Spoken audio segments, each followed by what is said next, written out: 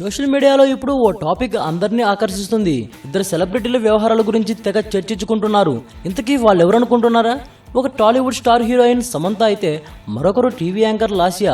నిజానికి లాస్యాకి సమంతకి ఉన్న రేంజ్ లేదు, సమంతకి ఉన్న స్టార్డమ్ లేదు, క్రేజ్ కూడా సమంతకే ఉంది.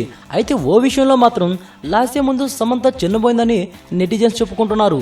ఇంతకీ ఆ విషయం ఏమిటంటే వీరిద్దరి నిశ్చితార్థాలు దాదాపు ఒకేసారి జరిగాయి. వారి స్పెషాలిటీతో ఉన్న స్థాయిలో తమ నిశ్చితార్థాలను ఎంతో ఘనంగా జరుపుకున్నారు. అందుకు తగ్గట్లే సమంత మరియు లాస్యా ఎంగేజ్మెంట్లు వీడియోలు యూట్యూబ్లో తెగ ట్రెండ్ అయ్యాయి. అయితే ఆ ట్రెండింగ్లో సమంత కంటే లాస్యానే ముందున్నట్లు తెలుస్తుంది. ఈ ఇద్దరి ఎంగేజ్మెంట్లో లాస్యా ఎంగేజ్మెంట్కి సోషల్ మీడియాలో ఎక్కువగా క్రేజ్ వచ్చింది.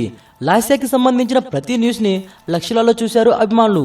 దీంతో ఈ విషయంలో లాస్యా ముందు సమంత చిన్నబోయిందంటూ కామెంట్స్ వినిపిస్తున్నాయి.